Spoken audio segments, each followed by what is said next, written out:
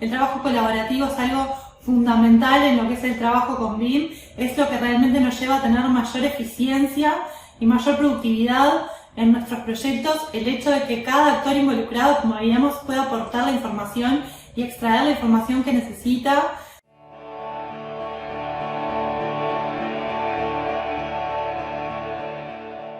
El objetivo de este proyecto que desarrollamos, cómo lo desarrollamos de forma colaborativa, cómo actuó cada actor involucrado, cada profesional y cuáles fueron los resultados que obtuvimos. Así que la primera pregunta es cómo trabajar de forma colaborativa con otros profesionales en un mismo proyecto BIM. Vamos a repasar este concepto que lo vimos desde la primera clase, de que BIM en realidad un modelo es una base de datos, no es solamente una representación geométrica, y como toda base de datos requiere tener información de forma estructurada y ordenada para poder analizar y extraer la información que necesitamos. En este caso, este proyecto que ahora te voy a mostrar, nosotros trabajamos con el formato IFC. Nosotros éramos el estudio de arquitectura que desarrollábamos el proyecto ejecutivo y la dirección de obra, y trabajamos con un ingeniero estructural que desarrolló su proyecto de estructuras en Tecla, que es un software específico para diseño de estructuras, y nos intercambiamos la información en formato IFC y realmente obtuvimos muy buenos resultados. Lo primero, al momento de trabajar de forma colaborativa, es establecer aquellos objetivos que necesitamos conocer para empezar a trabajar. ¿Para qué vamos a usar este modelo? ¿Qué información queremos extraer?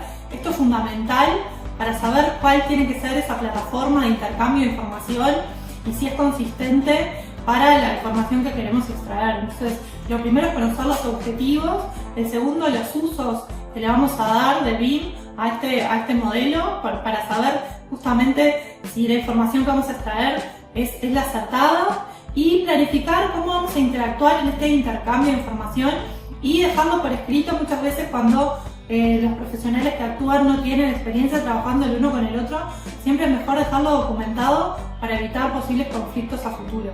Nosotros en este caso ya conocíamos al profesional con el que íbamos a intercambiar esta información y realmente no tuvimos ningún problema. Ya sabíamos de antemano que íbamos a trabajar con IFC. Te quiero mostrar lo que es actualmente el proyecto. Podría haber elegido un proyecto espectacular, mucho más complejo para sorprenderte, pero realmente quise elegir un proyecto de pocos metros cuadrados para que sepas cuáles eran los beneficios de trabajar en un proyecto de pocos metros cuadrados, cómo se pueden obtener de todas formas beneficios en proyectos de pocos metros cuadrados, estableciendo los objetivos y trabajando también de forma colaborativa, y cómo esto vale la pena. Esto es una planta industrial, ¿sí?, que requería una ampliación de su galpón principal para colocar una máquina en particular. Esta empresa realiza materiales sanitarios, cañerías, tanques, etc., todo con plástico, y el material de desperdicio lo iban a reutilizar reciclándolo en una máquina que iba colocado en una fosa, como se puede ver en estas fotos, y lo particular que tenía es que tenía una boca que salía a la superficie por el cual se deposita el material que se va a reciclar y a reutilizar. Entonces, como dificultades, ¿qué teníamos? El dimensionado de esta fosa.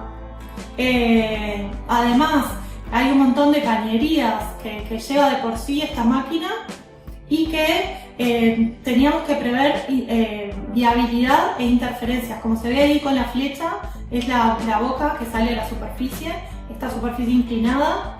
Después está la baranda, están las cañerías, y tratar de optimizar al máximo los materiales que se estaban utilizando y detectar las posibles interferencias. Estos eran nuestros objetivos para optimizar los recursos de este proyecto.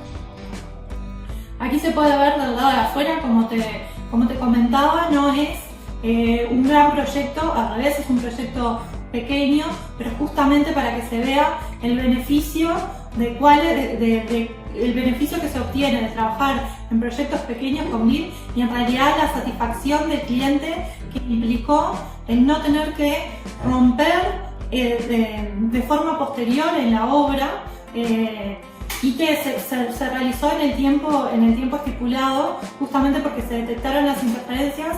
No hubo después que romper muro extra y convengamos que colocar esta máquina con esta boca tenía esa particularidad de no saber si encajaba perfectamente al armarla, porque había que armarla luego que la fosa estuviera construida, y había también un tema de planificación en la obra de cómo se iba a armar esta máquina y en qué instancia de la obra se tenía que armar, y todo esto se pudo planificar gracias a esta optimización de recursos que obtuvimos en el trabajo colaborativo con BIM.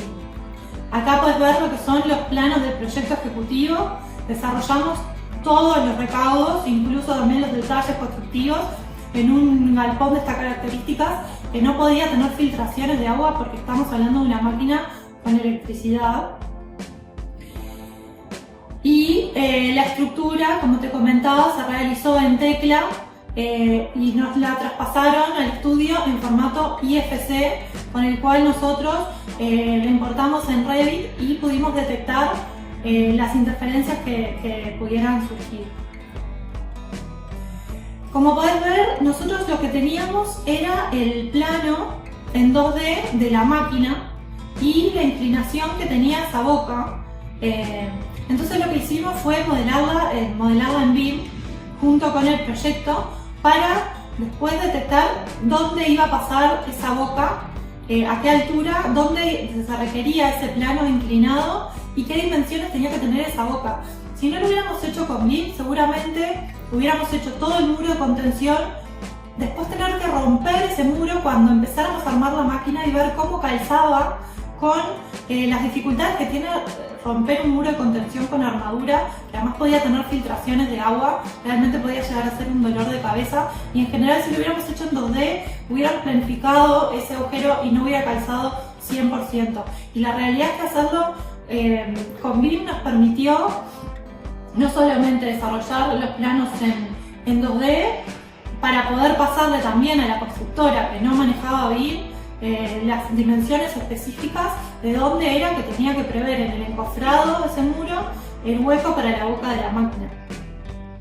Y en definitiva, ahí podemos ver cuál era la interferencia que más nos preocupaba y cómo modelamos nuestro equipo en BIM junto con la estructura para detectar todas las interferencias, y de ahí además extrajimos todo lo que era el cómputo de materiales.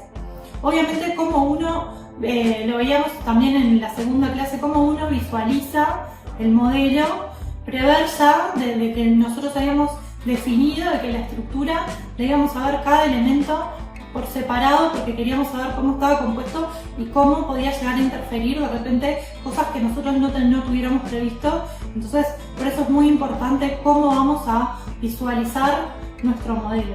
Como te comentaba, el resultado que obtuvimos fue sumamente positivo. Tuvimos un cliente muy satisfecho que vio que se realizó un encofrado y que además una máquina que calzó perfecto y que hoy en día no tiene ningún tipo de inconveniente. La obra se desarrolló normalmente, con la implicancia que tiene realizar una fosa de 3,5 metros de profundidad con una máquina que venía de otro país para ser armada in situ y que calzara perfecto y no haber tenido que romper nada. Realmente para nosotros fue un caso de éxito, y como te digo, no fueron muchos metros cuadrados, pero a veces definiendo los objetivos necesarios para el proyecto es cuando podemos ver realmente cómo sacamos los beneficios de BIM, cómo obtenemos esos beneficios en la productividad y en la eficiencia, que no necesariamente tienen que ver con la complejidad del proyecto y con los metros cuadrados.